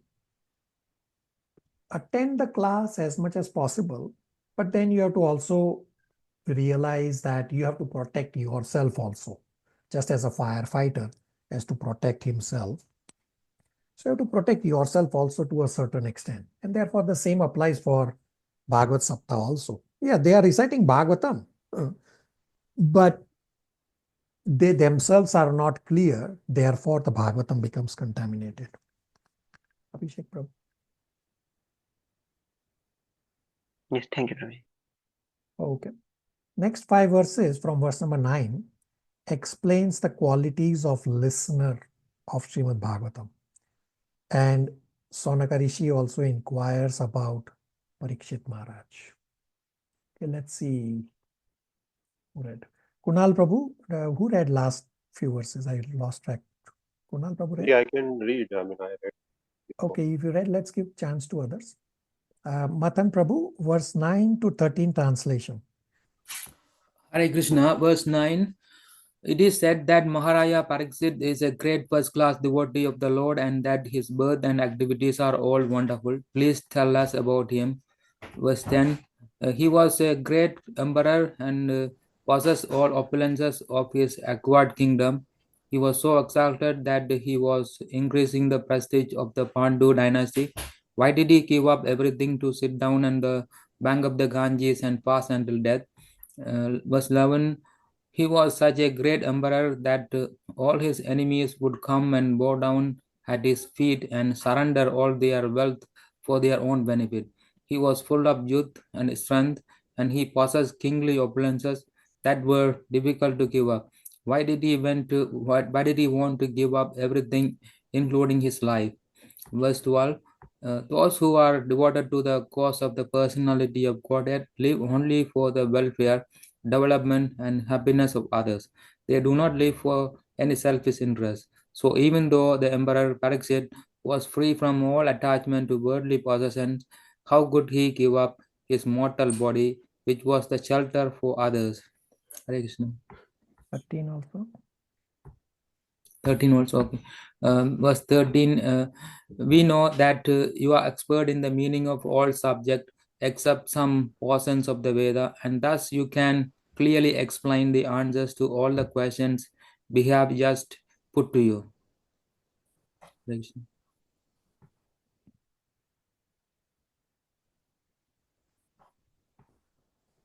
So, does this inquiry about Pariksit Maharaj make sense to you? So we already established that the sages were completely absorbed in Krishna. So their initial inquiries were about Krishna, which Suta Goswami appreciated. So why are they inquiring about Pariksit Maharaj? Can anybody think of?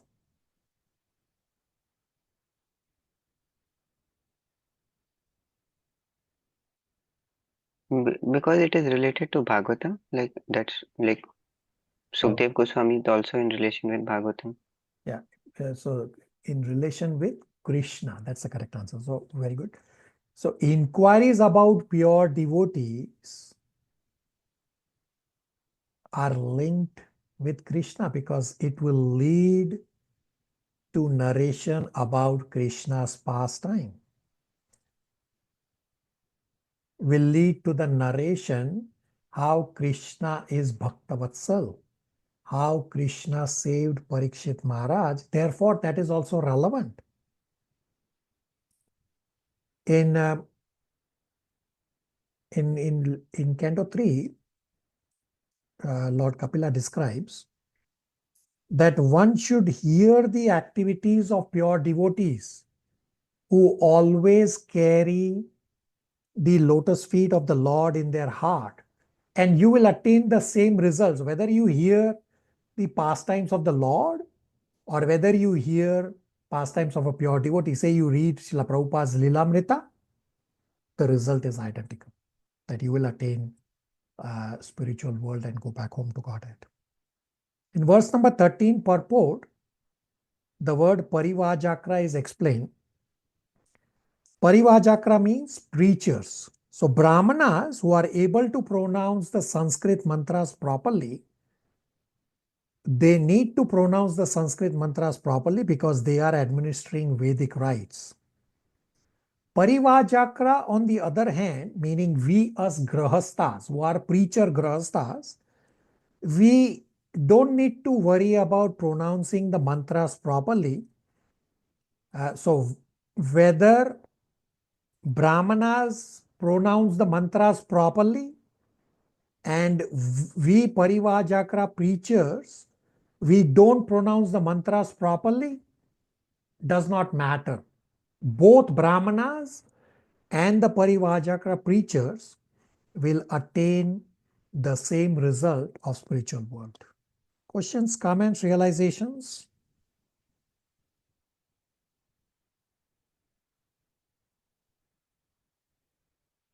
Shivangi had a question. I think somebody had a question. Can you just repeat the last part of the sentence, Prabhuji? Which part? They'll attain the same result?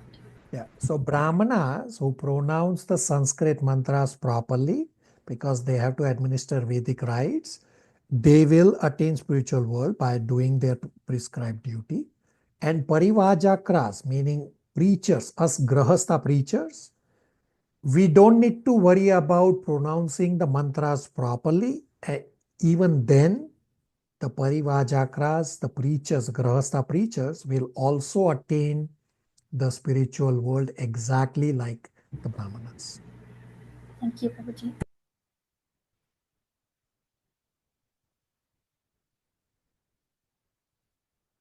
Okay. Pragya, verse 14 to 16 translations, please.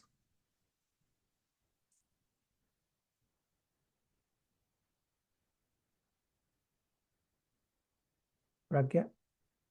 Yeah, Hare Krishna Prabhuji, I'll write it. 15 onwards. 14 to 16. 14 to 16. Sutta Goswami said, when the second millennium overlapped the third, the great sage Vyasadeva was born to Parasara in the womb of Satyavati, the daughter of Vasu.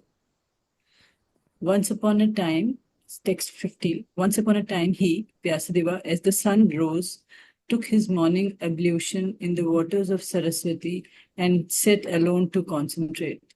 Text 16. The great sage Vyasadeva saw anomalies and duties of the millennium. This happens on earth in different ages due to unseen force of time. 16 purport also. Text.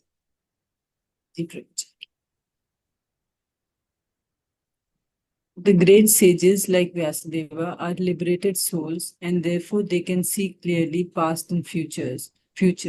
Thus he could see the future anomalies in Kali age and accordingly he made arrangement for the people in general so that they can execute a progressive life in this age, which is full of darkness. The people in general in this age of Kali are too much interested in matter which is temporary. Because of ignorance, they are unable to evaluate the assets of life and be enlightened in the spiritual knowledge. Okay, so Srila Vyasadeva saw all these anomalies of the future, and the next 17-18 verse is a continuation of the future anomalies. Priyanka, 17-18 translation. Hare Krishna. The great sage who was fully equipped in knowledge could see through his transcendental vision the deterioration of everything material due to the influence of the age. He could also see that the faithless people in general would be reduced in duration of life and would be impatient due to lack of goodness. Thus, he contemplated for the welfare of men in all statuses and orders of life. Hare Krishna. So just continuation that he's seeing all the problems happening in Kali Yuga. Okay, very good. Shivangi, 19, translation and purport, faster pace. Text 19.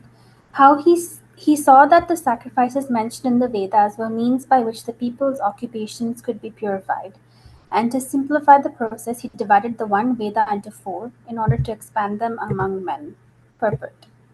Formerly, there was only the Veda of the name Yajur, and the four divisions of sacrifices were there specifically mentioned.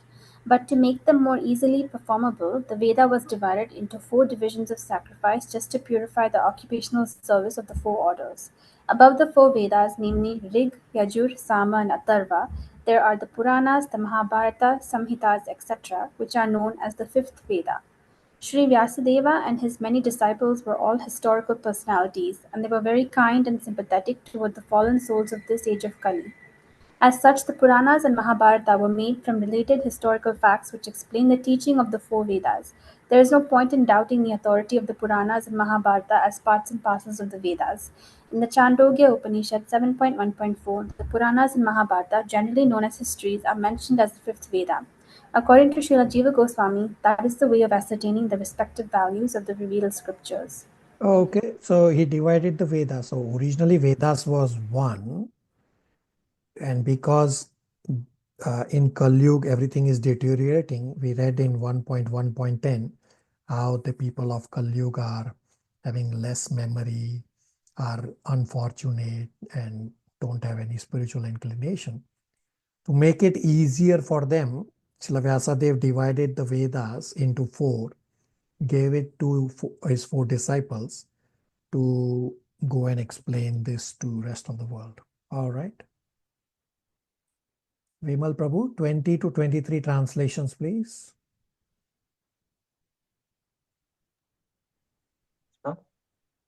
Four division of original source of knowledge, the Vedas, were made separately, but the historical facts and authenticate stories mentioned in the Puranas are called the fifth Vedas. After the Vedas were divided into four divisions, Pailes Rishi becomes the professor of Rig Veda, Jaimanis the professor of Samaveda, and Vasyapurayana alone become glorified by the Yajurveda. Text 22. The Sumantha Muni Griya, who was very devoted, engaged was entrusted with the Atharvaveda, and my father Ramashwaram Ramashwarasan was entrusted with the Puranas and historical records. Text 23. All these learned scholars in their turn rendered their entrusted Vedas on to their many disciples, grand disciples and great grand disciples, and thus the respective branches of the followers of the Vedas come into beings. So as I already explained that Srila Vyasadeva divided the Vedas into four and gave to four disciples one Veda to go and to explain. Everybody on the same page?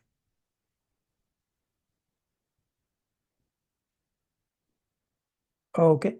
Kunal Prabhu, with your desire to read more, read verse 24 translation and purport, faster pace, please. Hare Krishna. Thus, the great sage Vyasadeva, who is very kind to the ignorant masses, edited the Vedas so they might be assimilated by less intellectual men. Just one.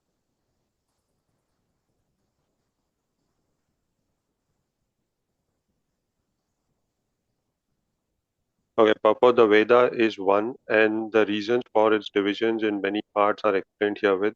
The seed of all knowledge, or the Veda, is not a subject matter which can easily be understood by any ordinary man.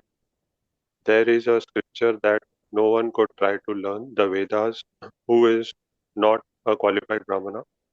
This scripture has been wrongly interpreted in so many ways. A class of men who claim Brahminical qualifications simply by their birthright in the family of a Brahmana claim that the study of the Vedas is a monopoly of the Brahmana caste only.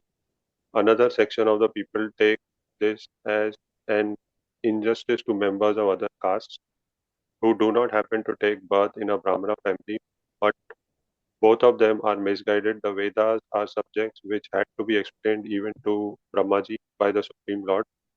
Therefore, the subject matter is understood by persons with exceptional qualities of goodness. Persons who are in the modes of passion and ignorance are unable to understand the subject matter of the Vedas. The ultimate goal of Vedic knowledge is Sri Krishna, the personality of Godhead.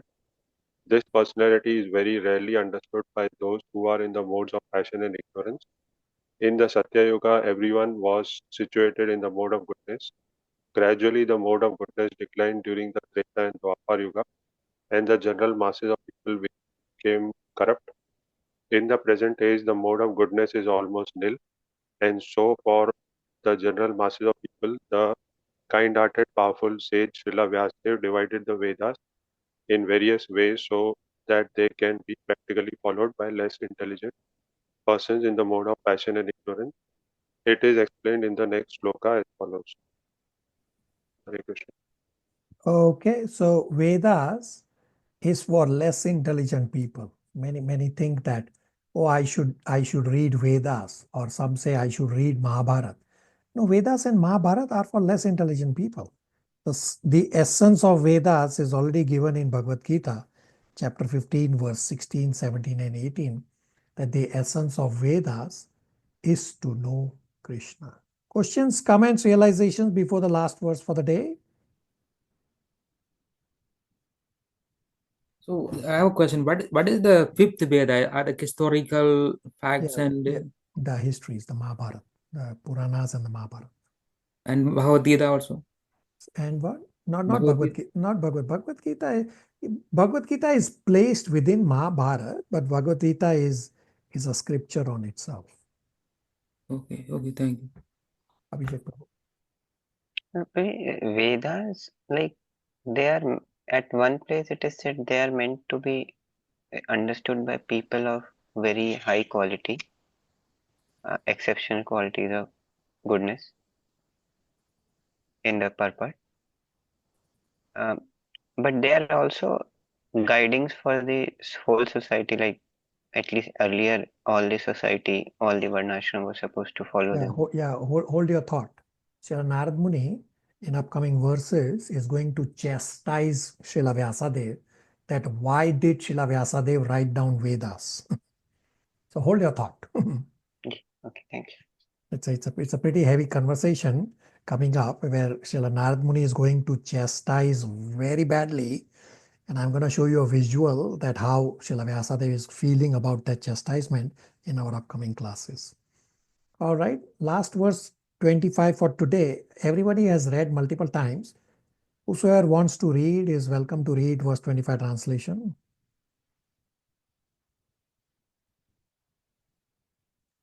Hare Krishna Prabhuji. Text 25. Out of compassion, the great sages thought it wise that this world enable men to achieve the ultimate goal of life. Thus, they compiled the great historical narrations called the Mahabharata for women, labor, and friends of the twice born. Hare Krishna. So in the purport, Srila Prabhupada explains about Dvija Bandhu. That what is a Dvija Bandhu? So Dvija Bandhu are those who are born in the twice born families of Brahmana, Kshatriya and Vaishya. So twice born means initiated devotees. So you are born in a Brahmana family, but you are not following the standards of Brahmana. Therefore, this special category is created to identify that, okay, we understand that you are born in a Brahmana initiated devotee family, but you yourself are not at that level of a Brahmana. Therefore, you are Dvija Bandhu, that you are friend and family of somebody who is initiated. Everybody on the same page? Questions, comments, realizations?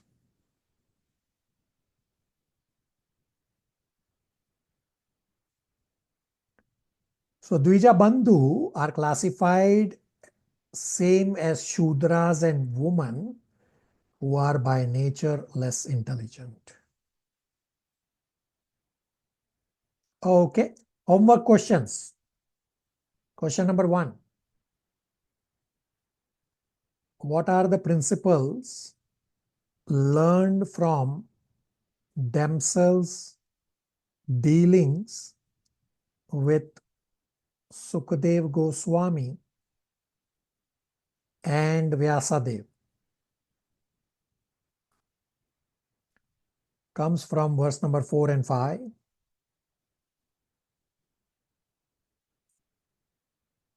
Number 2, what are the principles learned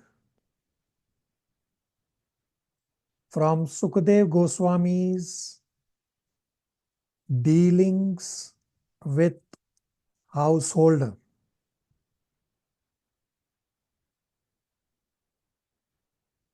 Comes from verse number 8.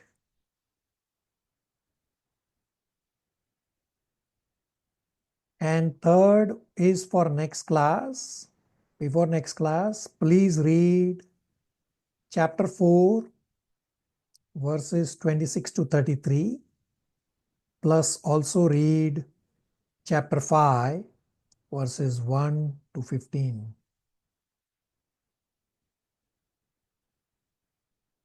Questions, comments, realizations?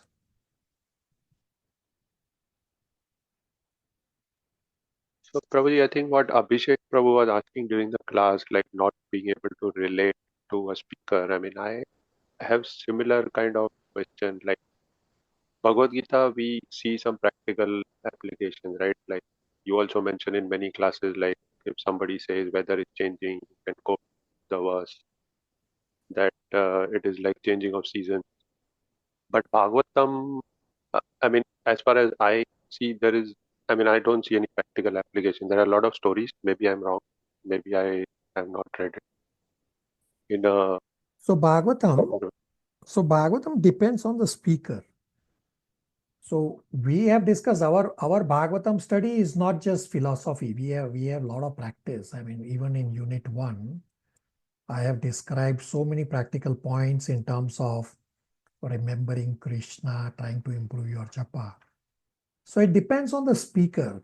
You will notice that those who give Bhagavatam class at the temple in the morning, generally, I'm speaking generally, not everybody, but generally, they only talk about philosophy. Because what happens at Bhagavatam class at the Toronto temple,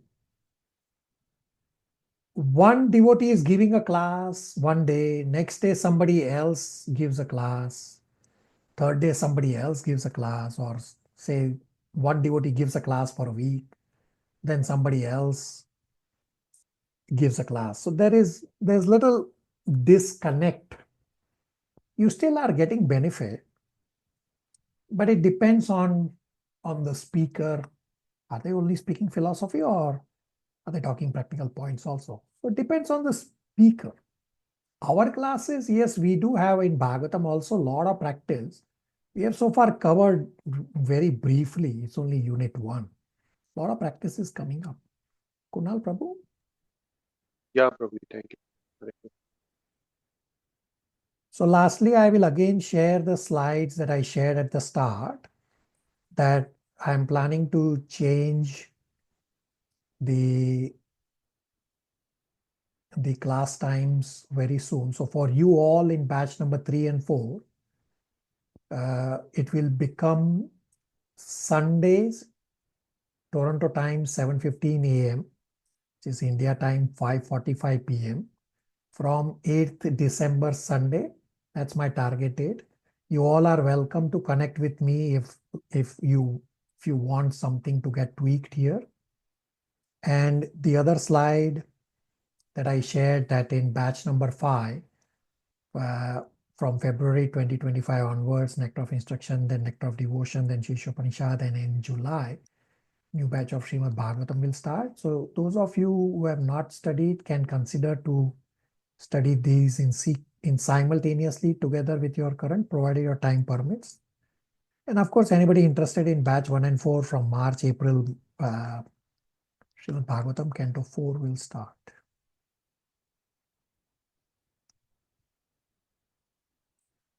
Yeah, just about 12:15 p.m. Toronto time. Are we okay to stop here? I will also send a Google link where you will populate tracking points and inquiries. Are we okay to stop here? Yes, Prabhuji. Hare Krishna, thank you. Hare Hare Krishna, everybody. Prabhuji. Yes, Prabhuji. Thank you. Hare Krishna, everybody. Hare Krishna, Thank you, everyone. Hare Krishna.